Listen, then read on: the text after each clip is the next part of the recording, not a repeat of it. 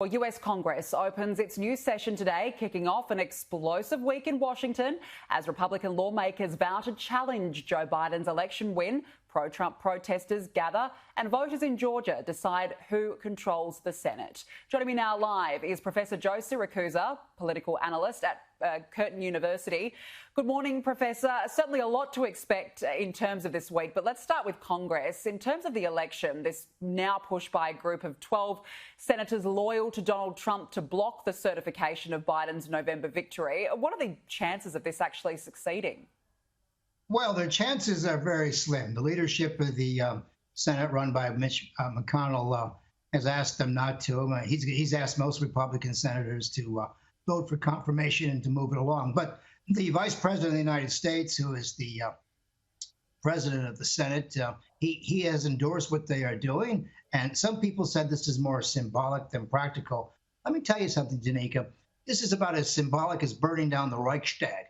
What you got is 11 senators who are saying that that the 15 million new American voters in the last election don't count for anything, and they want to override the vote. They want to have a commission, a 10-day commission to look at the results with the view, of course, of rejecting it. So, look, this is a major assault on what Americans think is democracy, and it's of course it's a major play towards currying favor with the president, who will be in control for a long time.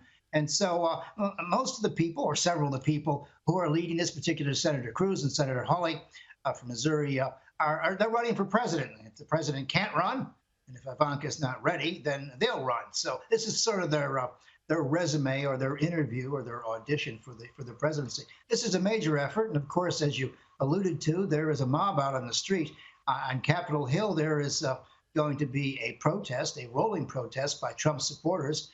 About how unhappy they are with the perceived electoral faults or irregularities. So there's a riot out in front of Capitol Hill. How's that for pressure on people? Well, I mean, it's a sign of the times, isn't it, really, Professor? Let's talk about the override of Donald Trump's veto of that sweeping military policy bill. Why did he fail? Is this the first major rebuke of his presidency?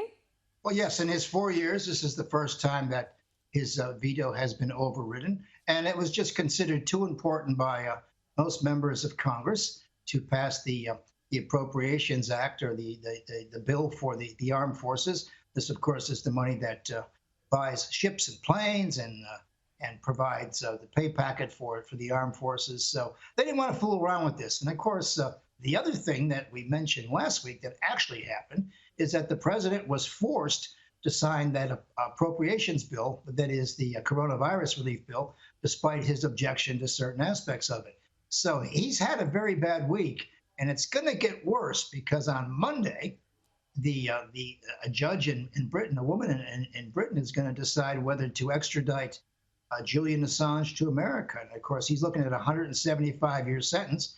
And what story is he going to tell? He's going to tell the story about his close contact with the Republican attempt to get to the White House, that is, with the Trump campaign. He's going to make the Mueller report look like it's the real thing. And I believe that Trump would pardon him if the judge decides to extradite him. So we'll be looking at that. And of course, the big news also is January 5th is going to be the runoff for the two Senate seats in Georgia, which will decide cabinet appointments, judiciary appointments, and generally whether Joe Biden could get anything done. And what can we expect from the Senate runoff? Well, I've been looking very carefully at past runoffs. In the past 10 years, the Democrats have only won 1 out of 10 runoffs. And that's because a lot of the vote that is divided among several Republicans tend to coalesce on the day. And of course, Georgia is one of those strange states where you have to have 50% of the voters to get across the line. If you don't, you have a runoff. So this is what we've come to. And there's both seats, as a matter of fact.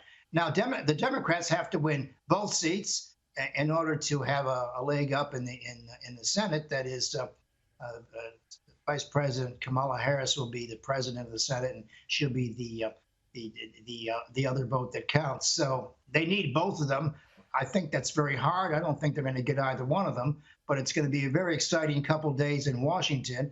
And I think it'd be interesting to see how the markets around the world look at this. I mean, if Biden gets a good start, things may turn around in certain respects. And of course, Danica, as we're talking, the coronavirus continues to move through America like a freight train. The Spanish flu killed 675,000 Americans because they didn't know how to put their mask on properly in 1918. And I think we're going to get up to probably 500,000 before this thing turns around. So we got the coronavirus, and we got the revolt going on in the Senate, and we got the mob out in the streets. So you couldn't invent this stuff if you wanted to.